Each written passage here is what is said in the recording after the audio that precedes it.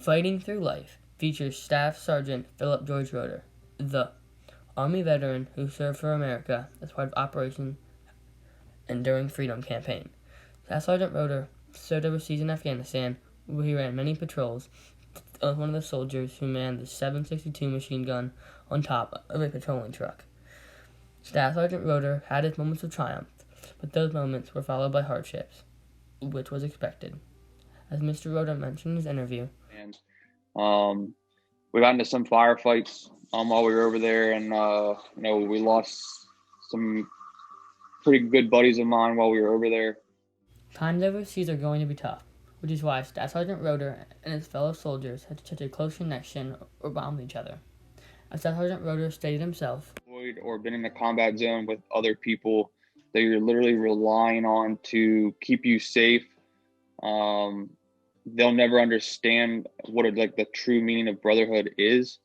And I'm fortunate enough that I was able to learn that. As you can see, Staff Sergeant Roeder's journey is one of desired conquest.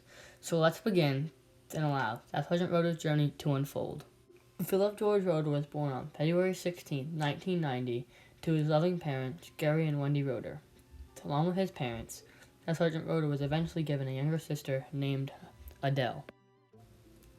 Staff Sergeant Roeder and his family began their life together in Elizabethtown, Pennsylvania, which is where Staff Sergeant Roeder and his sister Adele attended high school, the Elizabethtown Area High School. There he played lacrosse for the school and played all the way through his senior season.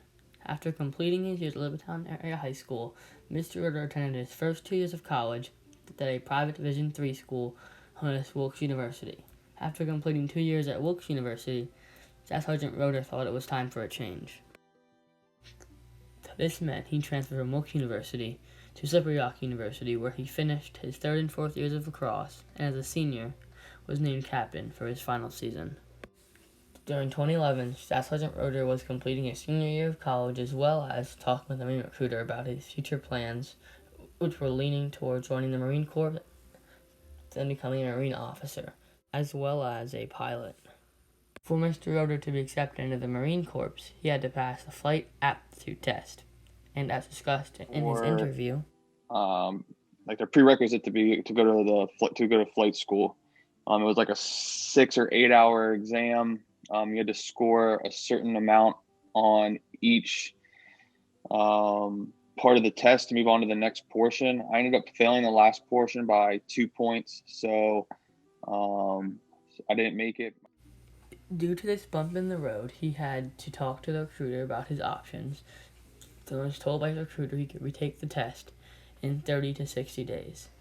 Though, as time was approaching for him to take the test again, his recruiter got deployed, meaning future Staff Sergeant Roeder was left with little to no access or contact to join the Marines.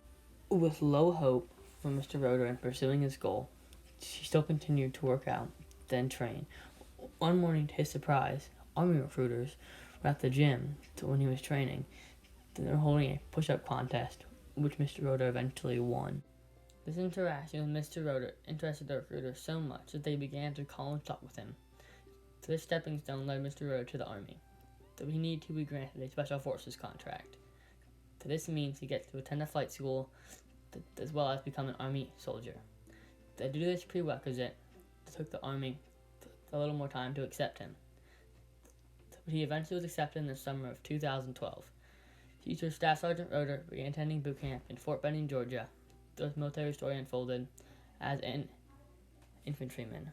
At basic training, they focused on teaching Mr. Roeder how to shoot a weapon, set up a control base, and clear buildings. This was just the everyday job of an infantryman. So Mr. Roeder was at boot camp from November 2012 to March 2013. As he looks back on that experience, he wasn't particularly worried, just anxious. In his own words, when I got there, I realized I was kind of one of the older people there. I know I was only 22, but it was a lot of 18 and 19-year-olds that were there straight out of college or straight out of high school. I just didn't know what to expect. Being that my recruiter was out of Pittsburgh, and obviously over the summer I was back home in Hershey.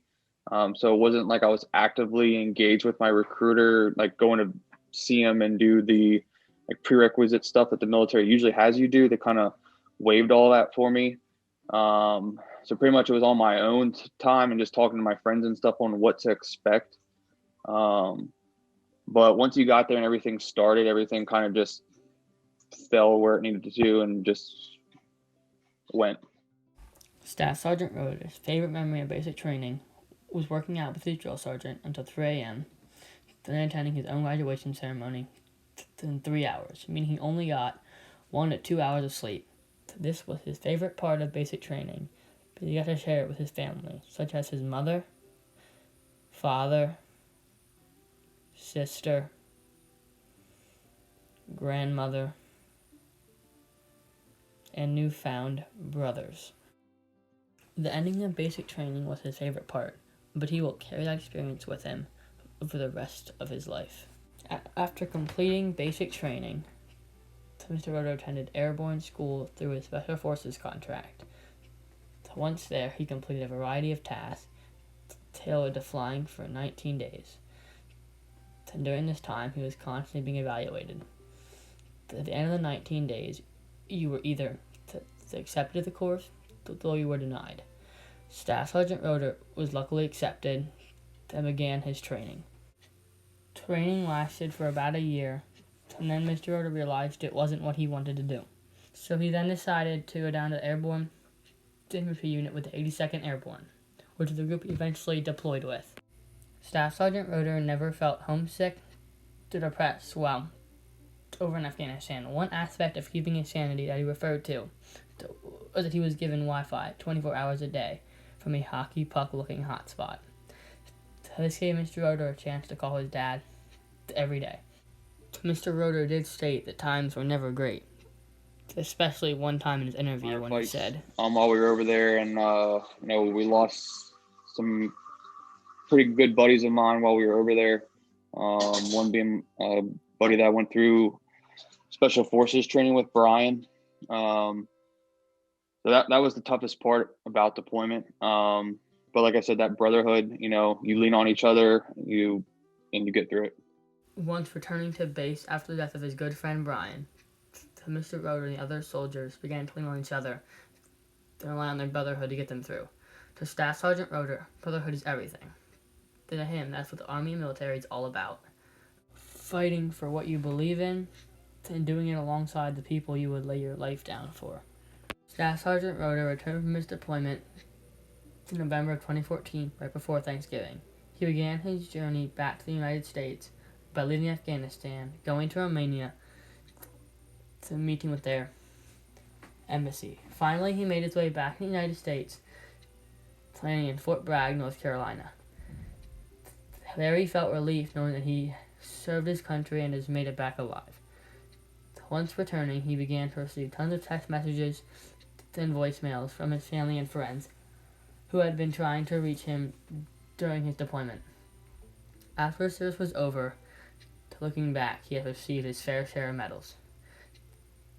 His favorite one out of his long list was his combat infantry badge, due to the fact that many soldiers do not receive this badge.